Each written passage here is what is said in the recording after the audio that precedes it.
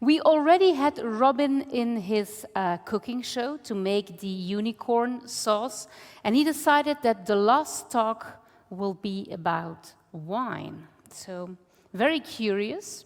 So we'll welcome our co-organizer Robin back for a last time on stage with Heini Zachariassen, who is the chief evangelist of Vivino. Give them an applause.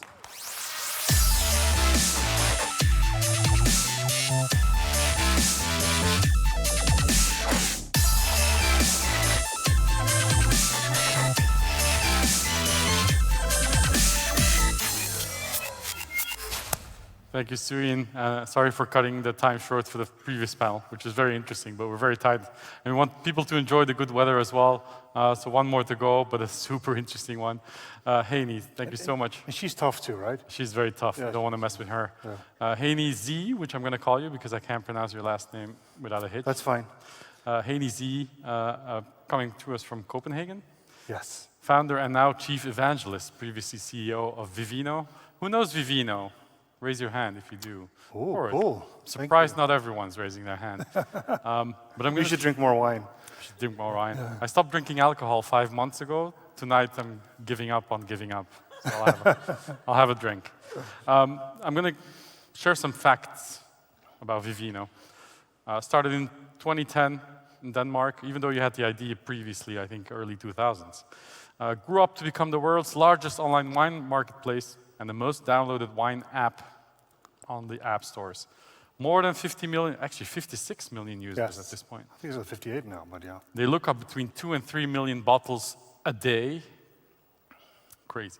More than $220 million raised. Last year closed a Series D round of 155 million.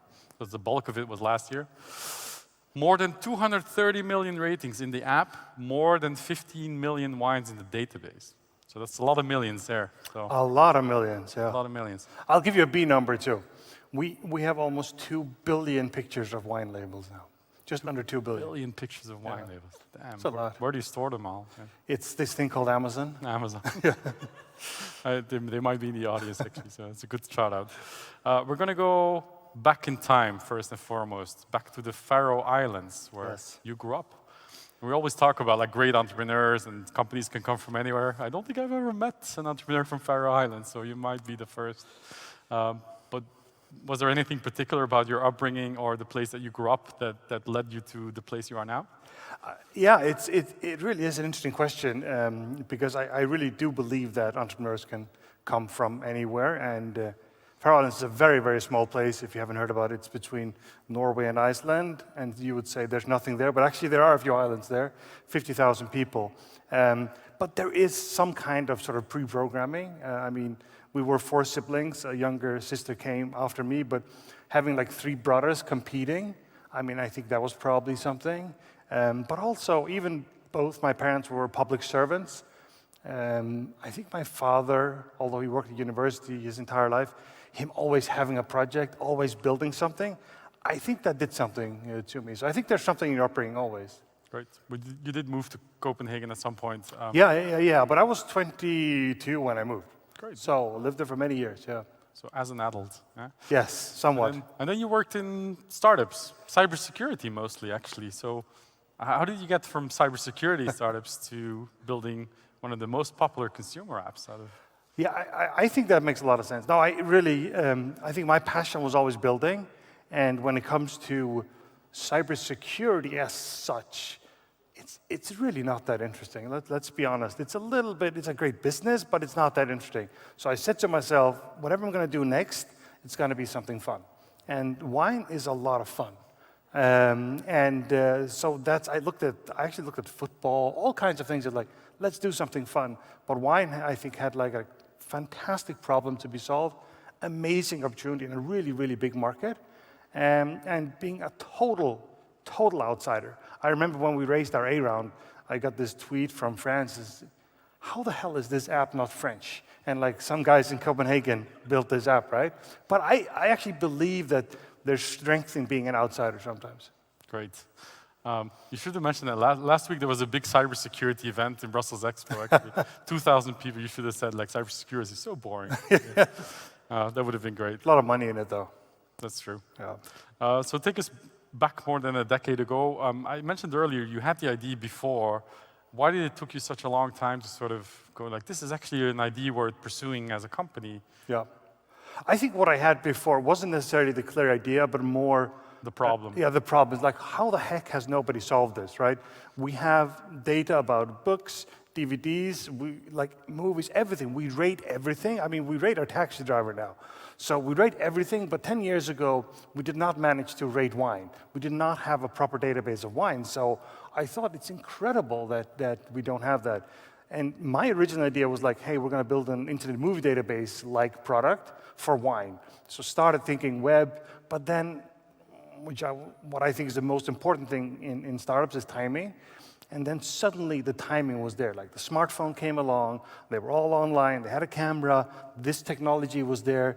Suddenly the opportunity was there, and we were just there at the right time. Not because we planned it, but it's just we were just there. Great. In European tech circles, we talk a lot about the Skype effect. Yeah. The Skype effect that sort of put Estonia on the map and is still creating entrepreneurs to this day.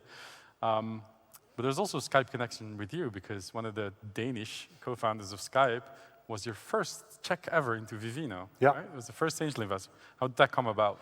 Yeah, so Janus is somebody I know reasonably well. There were two founders of Skype, Janus, the Danish guy, and Nicholas from Sweden.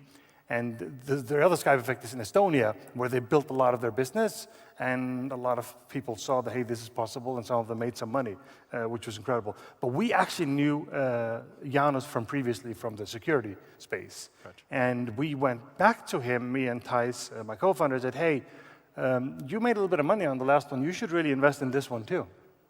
And I actually have a story about that, because, and I promise you don't tell anyone. So, but I actually talked to Atomico back then, which was very early stage for Atomico back then. They were a new fund. They were just starting, yeah? Yeah, they just started. It was two of them, now it's only Nicholas. And Atomico said, we're not going to invest in this thing. There's not much here.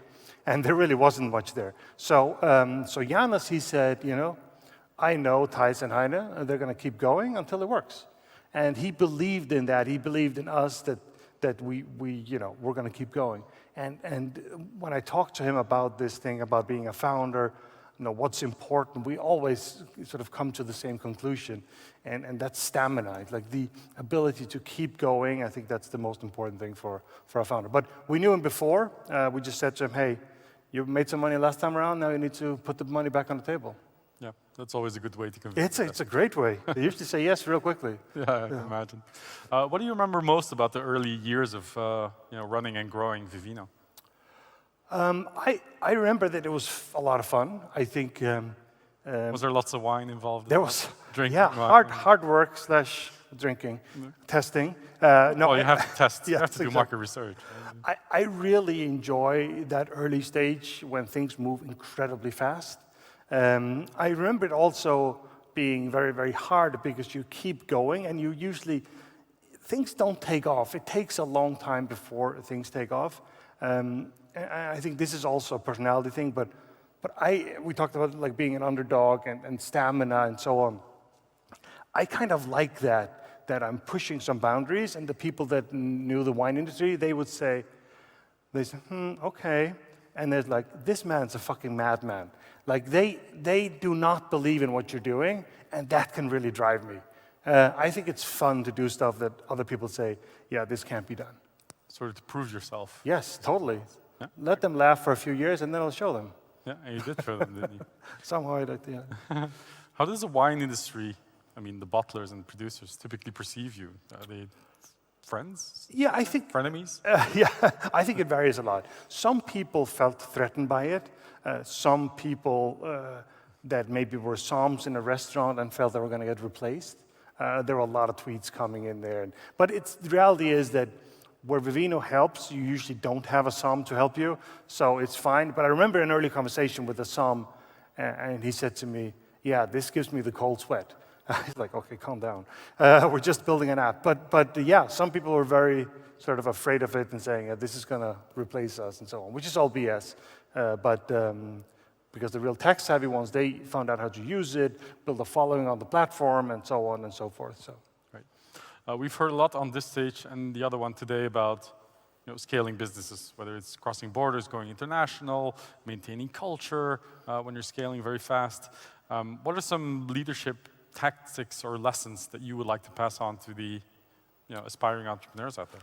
Yeah, I'm sure we're going to talk about my YouTube channel at some point, and there's a lot of that on there, but we'll get to that. I think one thing is that being a founder is a journey that is very different from stage to stage. So you're always going to play a lot of different roles. In the early stage, you sell to people that you want to join. You maybe tell a little bit different story to some investors and so on. At the same time, suddenly you have maybe hundreds of people working for you, and it's a totally new role again. And I think one thing you really need to be all the way through that is sort of be authentic to yourself. The people that invest in you, they invest in you and believe in you. And I think staying authentic throughout that journey, even though your role changes, I think that's incredibly important. Yeah. Question that I asked earlier in the panel with this Cooking with Unicorns thing was, when did you sort of see the shift when you're starting up versus scaling up, that you also had to change as a leader, that you had to develop your own skill set to cope with that growth? When was sort of the tipping point for you? Yeah, it's clear that I stepped down the first time in 2018, right? Stepped down as CEO, yeah. So yeah, well, are we going to get into that? No. Yeah, so I did actually step down as CEO in 2018, and then that didn't really work out. So I came back in before the pandemic and ran it through the pandemic, and then we have a new CEO now. So when are you coming back as CEO? No, not happening. We have a great CEO now, so that's good. But at that point, I could feel that sort of my core competences in building a product, building fast, moving fast, was going to be less of the work that needed to be done. It was going to be more operational and so on. And that wasn't necessarily something I found very good, a lot of fun. Also, not necessarily something I think is a lot of fun. No. Either being good at or fun, then you're in trouble somehow. There's just other people that are better at it than you are. Fair enough. Yeah. Then the obvious next question is, how much involved are you still at Vivino, and what's next? Because it sounds to me like you sort of want to go out and do something new. Yeah, no, so I'm pretty involved still. I spent a year and a half my time on Vivino, and I do a little bit of investing, just practicing a little bit, and then I spend quite a bit of time on the YouTube channel. And trying to find out what I want to do, honestly. I'm not 100% sure what it's going to be. Yeah. Well, let's just talk about this YouTube channel. Because since I mentioned it. Yeah. You do have an active YouTube channel. It's called Raw Startup. Recommend it to everyone. Why did you start it in the first place? How's it going? And why are you spending your time on Yeah. So when I stepped down back in 2018, I could really feel that I had to, like, there was going to be a gap in my life where my passion had to go somewhere. And that's when I started and said, holy shit, let's do something you'll enjoy, put your passion into that, and that's really why I started it. And obviously, I love giving back to founders. I love giving advice to founders. And I asked myself, hey, where is the next generation of founders going to be? And you could write a book, you could do something, but YouTube is an incredible medium for doing that. So, and how's it going? It used to be, I used to say, like, my YouTube channel is a very lonely place, nobody's there. But it's not really true anymore. People are starting to watch now. So it's going really well. I enjoy it very much. I at least get a lot out of it.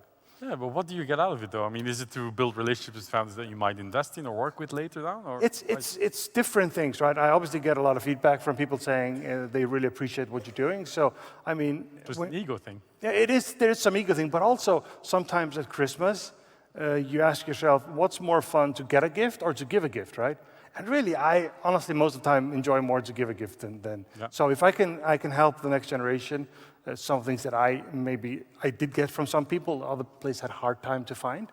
I love that. But obviously, there's also, if you do a little bit of investing, you get deal flow, and you might get access to doing some things that you wouldn't otherwise. So there are a few upsides in that too. Great. Well, speaking of which, it's not just a YouTube channel, but there was actually an actual documentary about the Vivino story called Disrupting Wine. What do you think resonates so much about your journey, your story, the company story, that there's a documentary about it? Yeah, I think what made it interesting was that it was a little bit different than other documentaries. I think it's still available on Amazon Prime. But it It was is. I checked. yeah, it's so it is a lot about my personal story, about my family, and so on, and about the fact that although I'm sitting here on stage alone with you, obviously, there's always a lot of people supporting you, and maybe my ambition sort of has a price, and I'm not the only one paying that price, right? There's also a family. I moved to the U.S. with 3 children, including teenagers, and it wasn't always easy, right? So the movie tries to document some of that, and that makes it a little bit different, I think. Great. So you already stepped down as Vivino CEO twice. Yes. I did sort of ask the question before. I'll ask again. What's next for you? Do you want to invest? Do you want to build? Do you want to join a VC firm as a partner? Or that sounds boring to me. Yeah, well, maybe, probably not. Or do I want to... The question I usually get is also, do you want to do another big startup? And I think my answer to that question is probably no. It's just, I'm going to sound really old. It sounds like I'm an old man, but it is a little bit of a young person's game to really do these big things. So I would much rather coach somebody to get there than actually do it myself. Great. And becoming an angel investor? Yeah, a little bit, yeah. And what do you look for in founders when you do angel investment? I look for a lot of different things. We talked about earlier was the stamina, right? And seeing people that can keep going for some time, no matter what it is, even if they've done something before, done it for 4 years and failed miserably, they really gave it a shot. I kind of like that. Fantastic. So what's next for Vivino? Because you're still involved. So we talked about the millions numbers, but how big can it get?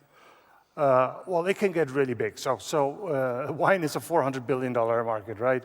And we sell wine for a few $100 million a year, right? So small percentage. There is so much more to get, and the online part of wine just keeps growing.